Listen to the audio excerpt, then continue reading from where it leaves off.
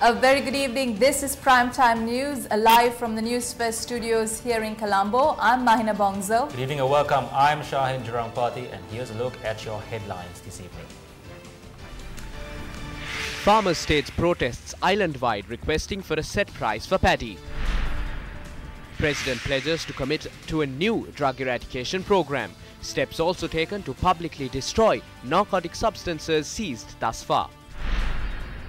Discussions held between JVP and the leader of the opposition.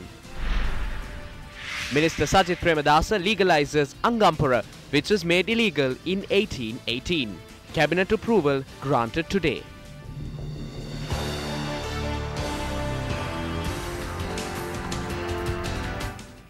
And now for those stories in detail.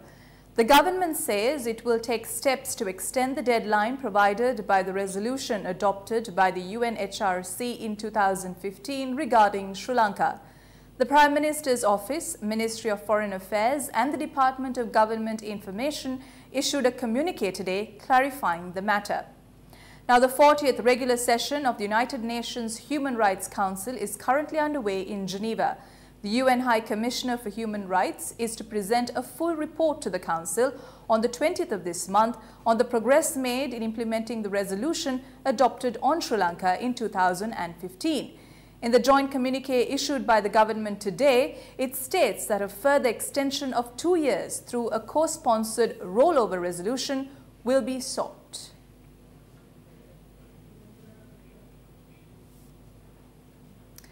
Parliamentarian Dinesh Gunawardena raised questions about the proposals presented by Geneva relating to Sri Lanka in Parliament today.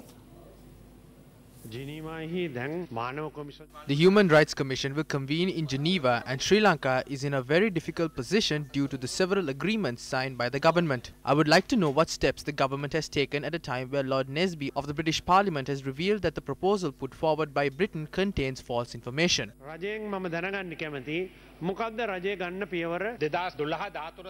In the year 2012, in 2013 and 2014, during Mahinda Rajapaksa's government, 3 proposals by the UNHRC against Sri Lanka was passed. If he was in power in 2015, they would have imposed sanctions on us. But fortunately for us, the Good Governance government came into power, managed to avoid sanctions, saved Mahinda Rajapaksa from the electric chair and ran the country for 4 years. Do not create unnecessary problems. We are in discussions regarding that proposal. Support us in this matter without worsening it. Also making headlines this evening, farmers held demonstrations at a number of locations in the country today. They demand the authorities to impose a reasonable price for paddy. The National Collective of Agrarian Unions said this protest was held centering 54 irrigation projects. Farmers from the Polonnarua Alahara Agrarian Settlement held a demonstration today obstructing the Dambulla Mahiyangane main road from the Bakamuna town. 42 agrarian unions with farmers from the Polonnarua Alahara Agrarian Settlement participated in the protest. The current price is 20, 28 and 30 rupees. How are we to survive? Price of rice is 94 rupees. The people responsible for this should be cursed. This is only one of the many issues we are facing. There are other pests attacking our crops as well. In the last season, we even lost our insurance claims because of pests. A kilo of salt is 75 rupees. Wheat is 100 rupees. If those 2 products can be sold at that price, why can't they increase the price of rice to 50 rupees? Everyone in this country consumes rice. Another protest carried out by farmers was held at the 5th milepost area in Anuradhapura, Rajanganaya. This year's budget provided concessions to several sectors, but they have completely disregarded the farmers. Although the government says that they buy at 38 to 40 rupees, they purchase the paddy from us at 28 to 30 rupees. Farmers from the Giritale Agrarian Settlement held a demonstration today blocking the Habarana Polonnarua main road.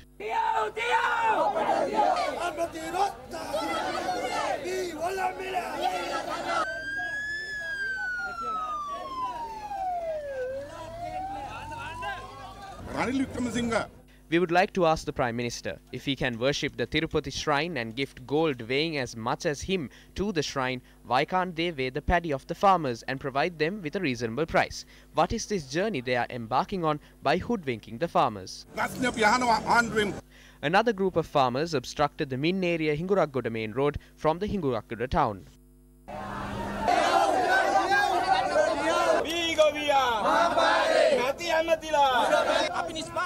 Mill owners are the ones who obtain the profit from our harvest. Sitting in their AC rooms and comfortable chairs, they only give us 17 rupees per kilo of rice. Farmers belonging to the Neelabam agrarian community protested opposite the Agrarian Service Centre in Saliyavawa Puttalam. This budget did not provide us with any relief. All we can do now is commit suicide. Another protest took place at the Galen Bindunuwava town.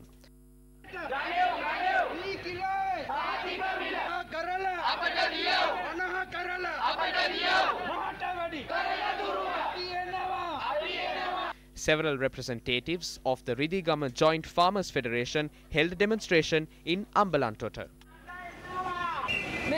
Don't these MPs consume rice? At least doesn't Minister P. Harrison consume rice? Private traders buy rice at 28 rupees. We cannot afford to pay off our debts if we sell at that price. We will be in debt forever. All we want is for the government to set a price for Samba at 55 rupees and Nadu at 50 rupees. According to the Paddy Marketing Board Act of 1972, it can be done. They should be cursed for what they are putting us through.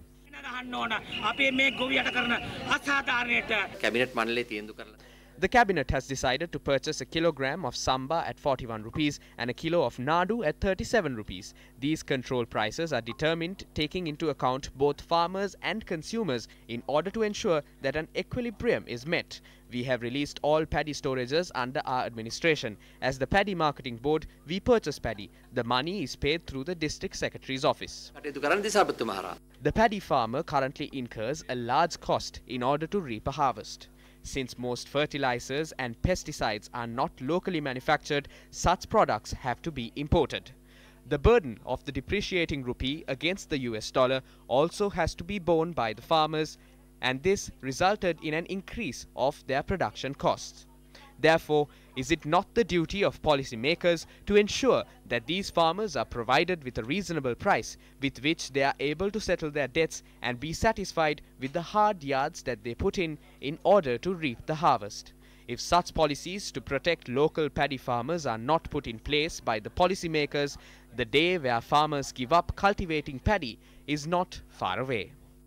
President Maithripala Sirisena met with the heads of the media this morning. The President explained about the new initiative to eradicate drugs and the facts that are relevant to Sri Lanka at the Human Rights Council. This time as well, I will be sending 3 of my emissaries to Geneva to look into how we can work our way out of this mess that we are in. Everyone knows how we got into this mess. This is not good for the country. My emissaries will be requesting for us to be granted freedom to deal with our issues and for the international community to reduce the pressure they exert on the country. My emissaries will be requesting for assistance for us to create an environment in the country where everyone can live in peace and harmony. Along with Professor Sarath Amnugama and MP Mahinda Samarasinghe, I am also considering the governor to be one of my emissaries. ආචාර්ය සරත් අමුණුගම මහින්ද සමරසිංහ ඇමතිතුමත් තුරේ ආණ්ඩුකාරතුමත් යවන්න මේ නියෝජිත පිරිසට. The President said, although a presidential election is expected to be held, looking at the status of the current government, there is a chance to hold a general election before that.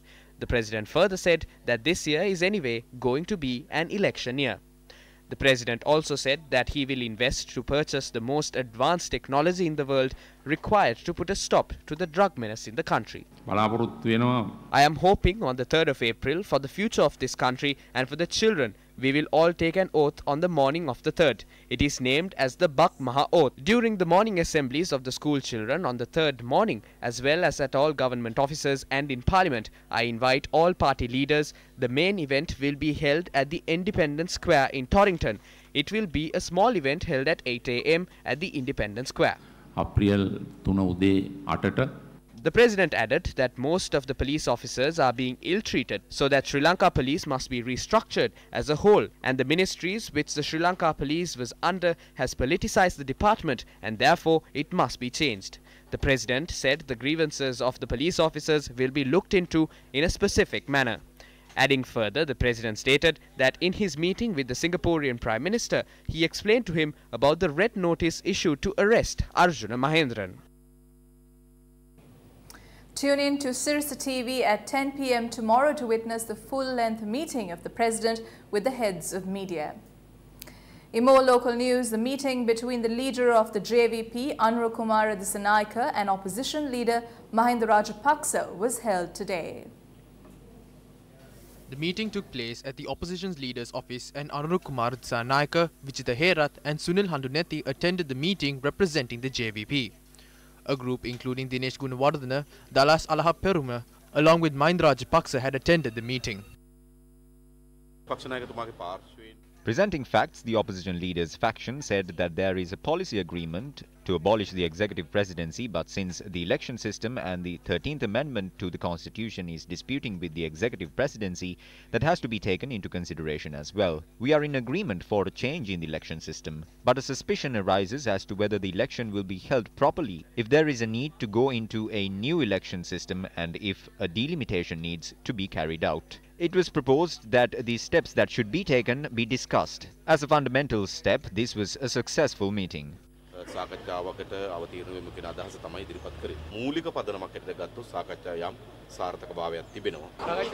The discussions were good. Both parties presented their facts.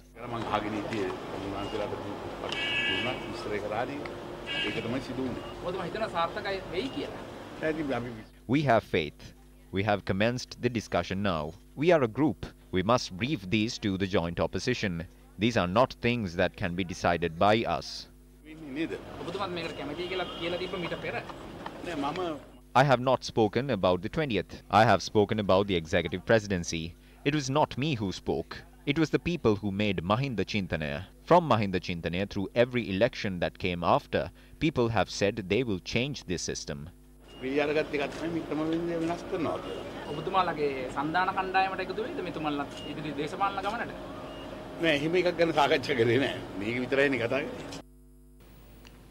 Sinhalese translation of the book Viceroy Special was launched today under the patronage of President Maithripala Sirisena.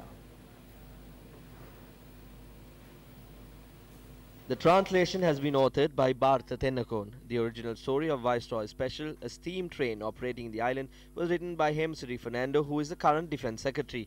When the book was written in the year 2012, Hemsiri Fernando was the Secretary to the Ministry of Posts. When the British gave us independence and left, the locomotive service was developed. We have been unable as a nation to take forward that level of development after we received independence. The cost of transporting on road and on rail are different by about 5 times. Expressways have become something that we dream of. If we wanted expressways, they could have gone over the railways. We then do not have to spend for acquiring land as well. If both those projects were amalgamated, then while the rich and the middle income earners were travelling on the expressways, we would have had a fast railway system for the poor to travel as well. In most countries, expressways are built on concrete pillars. We have put down mountains that are naturally created for over thousands of years, and we build highways on artificial mountains that are created.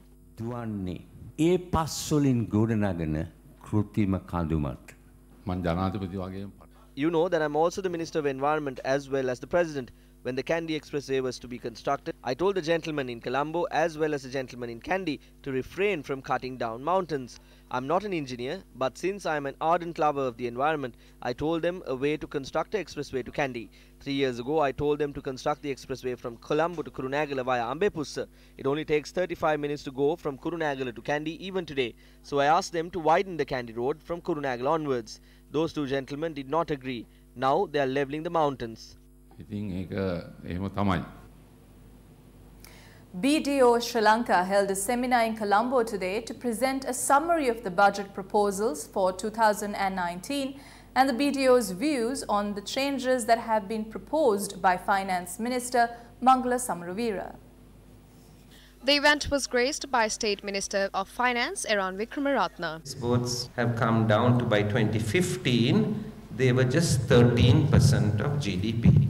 Unfortunately, in these 3 years, we haven't also been able to actually reverse that. Debt is going up, your foreign debt, your exports are coming down, which is the way in which you will really moving more and more towards a crisis.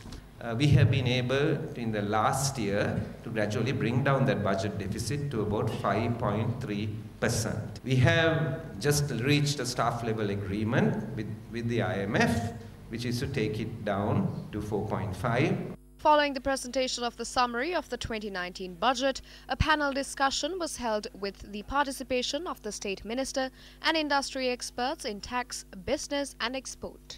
There is a claim that 30,000 entrepreneurs have received 60 million rupees so far under this enterprise system, which is again great. But I think for you and me as common Sri Lankans, I'm not talking about mature people, to have faith in this, I think what would be interesting if there is more public communication as where has this, who has received this, in which geographic distributions, in which sectors has this been done, so that you can really try to relate this to where the impact has, if at all, been created the most so far. The second reading of the budget commenced today. The debate was initiated by UPFA parliamentarian Bandula Kunuvardhana.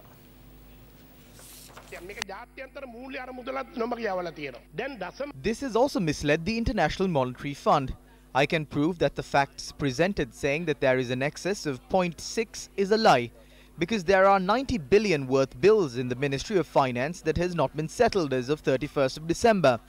There is 25 billion rupees not paid for senior citizens. Prove it if you can, that there were no bills worth 90 billion rupees as of the 31st of December. There is no excess. The total tax amount was 1 trillion rupees during Mahinda Rajapaksa's time, but this government has a tax revenue of 2 trillion rupees. During Mahinda Rajapaksa's time, for a period of 10 years, the debt amount increased by 5 trillion rupees, but this government's debt increased by 5 trillion for a period of 4 years. So what have they done? The IMF has said that this is a disastrous economy. The country lost the agricultural and small and medium enterprises sector. People are finding it difficult to tolerate the debt burden. The cost of living is also high. So likewise, the government has lost everything. So like Kisa Gotabi, Mangala Samaravira cannot recover from this situation even with the help of the IMF.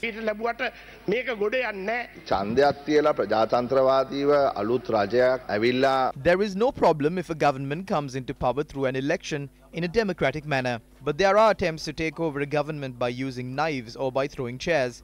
It is with great difficulty we maintain the ratings of Moody's at B1, S&P B+, and B+ from Fitch Ratings. A few days after the coup you conducted, all three rating organizations degraded us. කුමන්ත්‍රණය කරලා දවස් කිහිපයකින් ඒ තුන්දෙනා අපේ ශ්‍රේණිගත කිරීමෙන් අපේ රට පල්ලෙහාට දැම්මා. මහින්ද රාජපක්ෂ මන්ත්‍රීතුමා ඔබතුමා යනවා ඔබතුමා ගැන කතා කරනකොට ඔබතුමාට අහගෙන ඉන්න ශක්තියක් අපිට කනගාටුයි.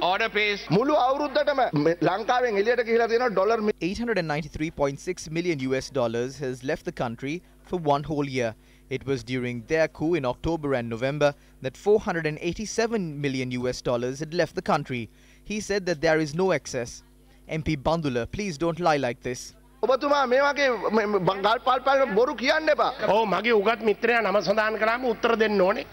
When your name is mentioned, one should respond. I clearly say that they have lied about an excess to mislead the IMF. During your time in 2004, the primary accounts did not have an excess. It was a deficit of 155 billion rupees. In 2015, the deficit of the primary accounts was 302 billion rupees. It was in 2017, about 50 years later, the primary accounts recorded an excess of 2 billion. There was an excess of 91 billion in 2018. Our main objective is to create a knowledge-based market economy. Without reorienting our set of skills, we cannot come out of the middle income level. Let's say we invested about 10 million rupees for something new. You do not have to pay a single cent as taxes until you earn a profit of 20 million rupees from the money you invested. This is the kind of encouragement this government provides.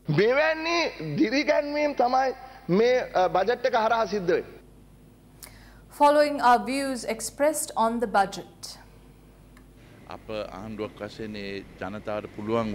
We expect to provide the best to the general public as a government. It is even better if we can provide even more.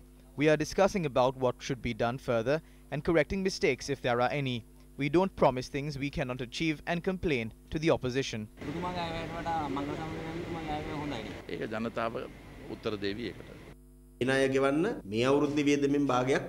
Half of the expenses of this year will be allocated to pay the debt of the country, so they end up taking new debt to settle the rest. So this goes on multiplying. They change 200 million rupees for casinos to 400 million. We don't earn a huge profit from casinos in Sri Lanka. Taxes are charged from casinos that are not legal, but the gamble known as Regino has been given an opportunity. Now the jackpot machine has changed into a gamble at the rural level.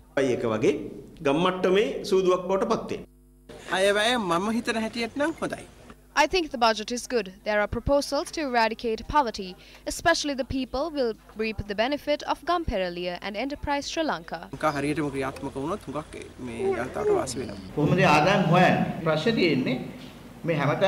How can they make that income? The problem is that the increasing of tax income is hidden everywhere. Tax will be imposed on liquor, cigarettes and other selected goods.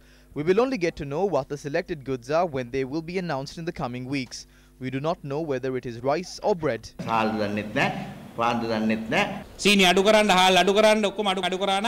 could have been happier if the price of sugar, rice and all the other dry rations would have been decreased.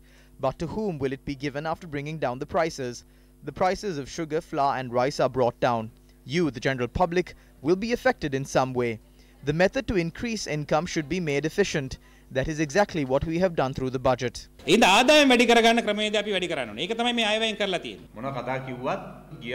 Whatever said or done, the ministries have received less money than the amount of money that was allocated to the ministries through last year's budget. For an example, 30,000 million rupees was allocated to the Education Ministry, but they have only put into use 8,000 million of that amount. So 22,000 million rupees have not been received by the Education Ministry. There is nothing but a system presented with numbers in this budget.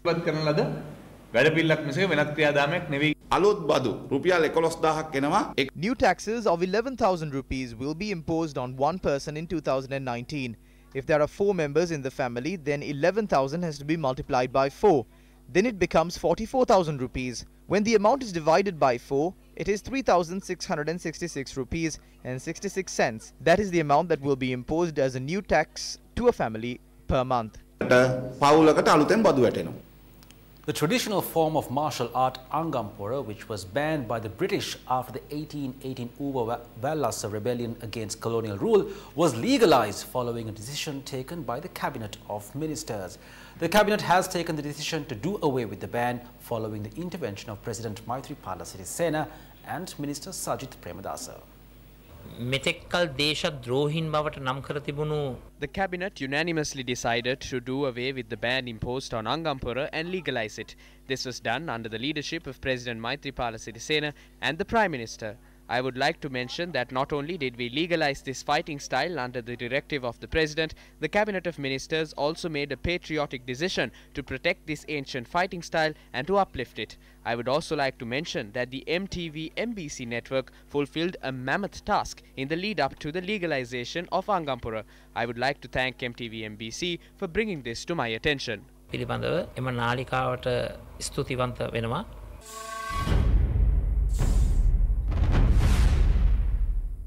According to ancient history, Angampura is over 30,000 years old. Angampura fighters in the past resorted to secrecy to pass on this ancient tradition, making it a well-kept secret in Sri Lanka that most people are not privy to. Angampura made international headlines when the Sri Lanka Air Force Angampura team won the Sirasa Sri Lanka's Got Talent title.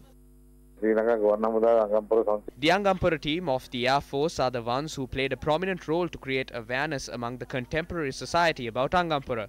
It should also be mentioned that the Angampura team of the Sri Lanka Air Force was placed first at the reality show Sri Lanka's Got Talent. This is a very timely decision. Has the National Film Corporation been politicized, or is it still in the promising hands of the artists of Sri Lanka? This matter was discussed between opposition leader Mahinda Rajapaksa and Minister Sajith Premadasa in the parliament today. When we look at the National Film Corporation and the local films nowadays, I do embrace with the fact that it is in a dire crisis-driven situation. We will come up with a special program to rid the Sri Lankan film industry from the hands of the dirty politicians by appointing an intellectual committee comprising veteran artists of the country.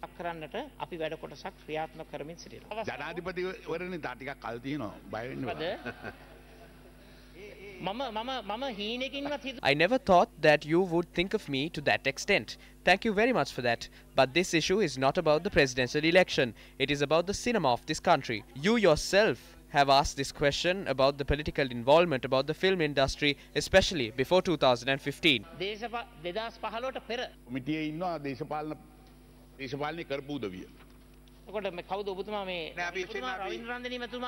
Are you referring to Ravindra Randeniya? Who are you talking about? Patrick Ratnayaka, Tudor Veerasinghe, Ashoka Serasinghe, Ravindra Randeniya, Somaratna Disanayaka, Sunil Ranasinghe, Ashoka Handagama, Senesh Disanayaka Bandara, Stanley Hettiarachchi. Who are you talking about among these people?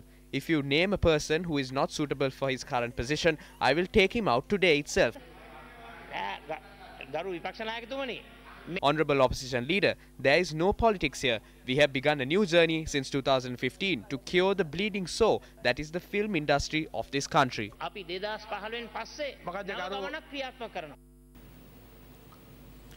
Let's now take a look at some news from ongoing court proceedings. The CID and the Attorney General's Department today informed court there is adequate evidence to file charges against DIG Nalaka De Silva, who was in charge of the Police Terrorist Investigation Division and who was arrested over an alleged plot to assassinate high-profile individuals in the country. The case was called up before Fort Magistrate Ranga Disanayaka. Accordingly, Fort Magistrate ordered DIG Nalaka De Silva to be further remanded until the 19th of this month. Additional Solicitor General Dileep Piri said it has been revealed that DIG Nalaka De Silva has maintained close contacts with Markandri Madush, who was arrested in Dubai, and singer Amal Pereira, and taken steps to cover up any evidence of their connections. It was also revealed in court that while he was the director of the Police Terrorist Investigations Division, a police officer of that division had introduced Namal Kumara, the operations director of the anti-corruption force, to a former LTTE leader named Pushparaj. Dileep Piri added there is evidence to show that Nalaka De Silva had shown Namal Kumara the residence of Assistant Superintendent of Police Prasanna Alvis and told Namal Kumara to murder him with a weapon provided to him. The Fort Magistrate ordered for DIG Nalaka De Silva to be remanded until the 19th of this month. The Senior State Council also noted in addition to Admiral Karanagoda, cases will be filed against 15 suspects, including former Navy spokesperson Commodore DKP Dasanayaka, Commodore Sumit Ranasinghe, Lieutenant Commander Prasad Hettiarachchi, and former Navy officer Sampath Munasinghe. Fort Magistrate Ranga Disanayaka ordered for 6 suspects, including Nilantha Sampath Munasinghe, alias Navy Sampath, produced in court today, to be further remanded until the 19th of March. The government of Japan and the United Nations Population Fund, or the UNFPA in Sri Lanka, signed an agreement granting USD 1.4 million for improving access to information and services on sexual and reproductive health for women and girls in Sri Lanka.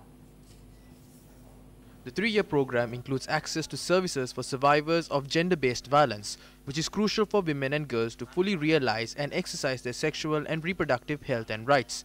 The program will support the Ministry of Health, Nutrition and Indigenous Medicine, the Ministry of Education and the Ministry of Women and Child Affairs and Dry Zone Development. The project will further strive to increase accessibility and empower women and girls facing sexual and gender-based violence to seek support without the fear of stigma or discrimination. Justice Bandula Karunaratne was sworn in as a judge of the Court of Appeal before President Maithripala Sirisena today.